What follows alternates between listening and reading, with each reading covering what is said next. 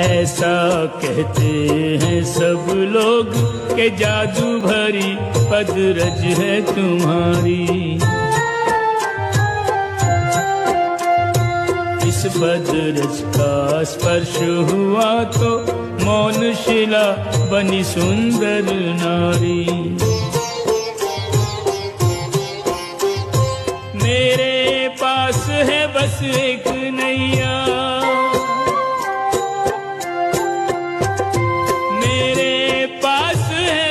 एक नैया सारे कुटुंब की पालनहारी। नाव बनी यदि नार तो आएगा मुझ निर्धन पे संकट भारी। एक नारी का कठिन है पालन, कैसे पालूंगा दो दो नारी। केवट प्रभु के पांव पखारन हेतु कठौती में जल भर लाया। पांव पखार पिया चरणामृत, फिर